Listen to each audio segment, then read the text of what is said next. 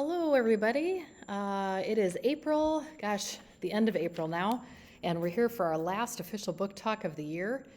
Before I get to the books, though, I do want to give you a few announcements from the library. The first is about our spring reading challenge going on between now and May 21st. I hope that you're already doing some reading, either for class or for fun, and if you are, please plan to participate in our challenge. It invites you to do this bingo card, and you can complete one bingo row either as a horizontal row going across, vertical going down, diagonal, or even the four corners you can fill out along with the free space. And by doing so and then filling this out with your name and grade, you can be eligible for some prizes in a drawing at the end of May. There are lots of opportunities to read a bunch of different things here. Maybe you're reading some books in a series. Maybe you're interested in reading more graphic novels or reading a book that's been recommended to you. Maybe you're going to, like the bottom left corner says, turn on and read the captions of a favorite movie or TV show. Or maybe you're going to read a few recipes and make something. The idea here is just to read a little bit more and have some fun doing it. If you complete this, you can download it from the link on Schoology or on our homepage for the library. And once you do so, send it my way. Make sure you do so by the 21st of May to be eligible for those prizes. The Scholastic Book Fair will be back here the week of May 10th through the 14th. I'm so excited that we get to do something in person since we had to do one just online this fall. So it should be really fun to see what they send us in terms of new books, and I hope that you'll plan to make some purchases this spring so you have some great books to read over your summer vacation. And speaking of summer, I know it might still feel like it's a ways off, but we're really coming close to that and thinking about the fact that we would like to get all of our library materials back by Friday, May 28th. What that does mean is looking to see if you have any things due from last year that are sitting, under your bed or in a backpack even from last year when we got shut down. Please take care of those materials by Friday the 28th so that you're not still getting emails from us over your summer break, next school year. We want you to have a nice clean record going into your vacation. So thanks in advance for helping us with that. It helps us get organized and get everything back on the shelves and ready for students come September. Well, speaking of getting shut down in the schools, I thought this book was all too appropriate to share with you this year. And it is a book that is less than 100 pages in terms of reading, I think. The book is called Don't Stand So Close to Me by Eric Walters. And you can see from the cover, this is a story regarding students wearing masks because they are experiencing COVID-19 just like we are. Quinn is 13 and she and her friends are excited at first when her school gets shut down for 2 weeks. They figure that this virus is not a big deal. It's going to take care of giving them a longer spring break and they're going to get to, stay home a little longer. So at first it seems kind of exciting. And then the longer it goes on, the more worried she and her friends become. Quinn's dad is an ER doctor. He has to self-isolate. In fact, he ends up kind of living out of their basement for much of the story to protect his family from the virus. Isaac, another main character to the book, is the chief of police, his mom is, and she has to enforce a lot of the social distancing that has to happen around their city. So in this book, you've got characters living out exactly what we know and how we had to experience this as well. I think you'll relate to these characters for that reason.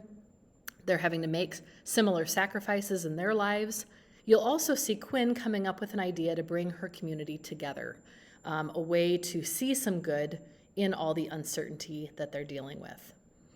I enjoyed reading this book really because I wanted to see how an author would take something that is so close to home right now for all of us and see how they wrote a story around this topic. Take a look, Don't Stand So Close to Me by Eric Walters in our realistic fiction section. Tight by Tori Maldonado is a story about a kid who knows exactly what's tight for him. For him, it's reading comics, it's drawing the superheroes in those comics, it's hanging out without any drama. He likes life to just be relaxed. But now Brian's friend Mike is pressuring him with ideas of things that at first sound like fun, but then are just getting risky. Let's take a look at a book trailer to learn a little more.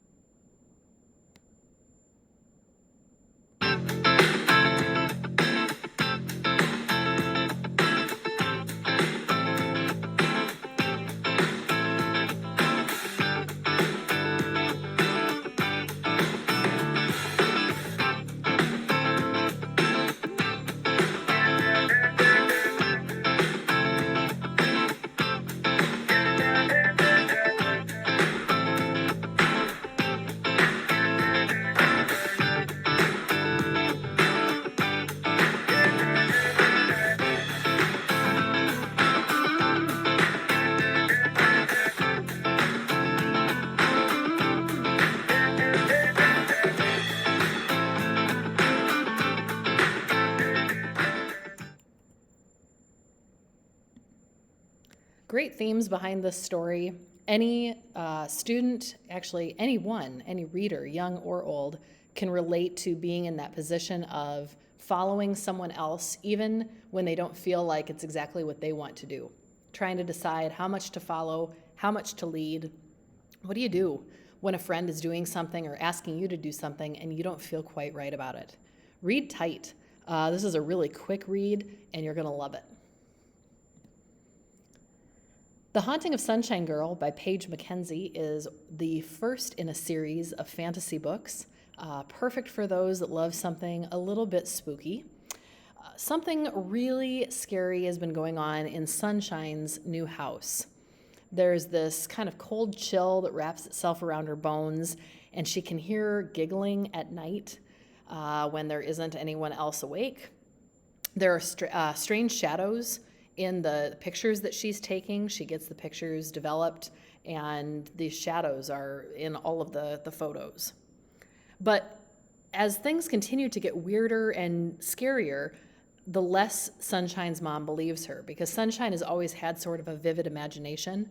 And so her mom continues to sort of tell Sunshine, I really don't believe what you're saying. It sounds like you're just creating more and more drama with your imagination. Is there something haunting Sunshine's new house the way that she believes is happening? And if it is, what do they want? What will they do if Sunshine can't help them? This first book is absolutely fabulous. It's a creepy read. You're going to want to be turning those pages fast to find out exactly what's going on in her house. And this is based on a popular YouTube series that got started that then turned into this collection of books. Try this one out if you're looking for something a little bit eerie. Speaking of eerie, The Stepdaughter by Carol Ellis is a great mystery for those that maybe have gotten that feeling in their gut before of thinking that someone wasn't exactly who they say they are. From the moment that Livy met her new stepdad, she just got the feeling that something was off. Well, everybody else in her family thinks that she's crazy. They think Alan is fantastic. He's wonderful. He's a great stepdad. Everybody loves him. Livy does not. She is convinced that he is a bad guy, and she just can't get the idea out of her head.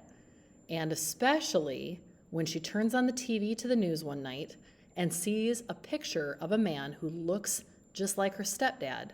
And the picture shows that this man is wanted for the murder of his wife and stepdaughter. Holy cow. Okay, so Alan apparently murdered his last wife and stepdaughter, and now he's living in Livy's house? What on earth would you do? How is Livy going to convince everybody that not only is this Alan, but of course he's the bad guy that she said he was? You've got to read this mystery to find out. Last but not least, for something a little more lighthearted, in our sports section, I'm excited to share with you that we've added this collection of books. We've put in the first 3 to the series about Maximilian. These are bilingual lucha libre thrillers. To the office, please.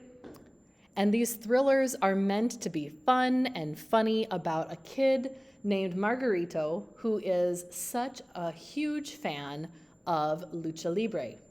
He worships all the players. He is completely into Mexican wrestling, and in the summer before 6th grade, he accidentally tumbles over the railing at a match and makes a connection to the wrestling world he never thought he would.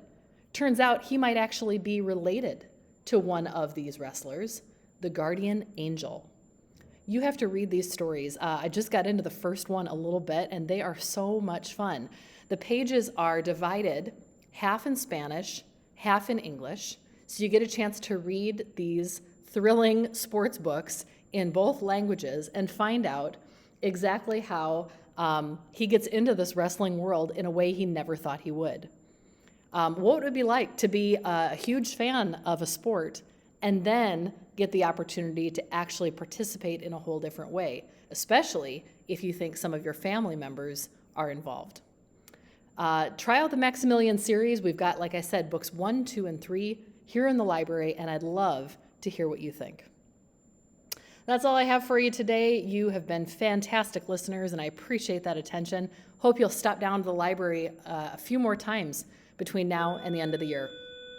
Happy reading.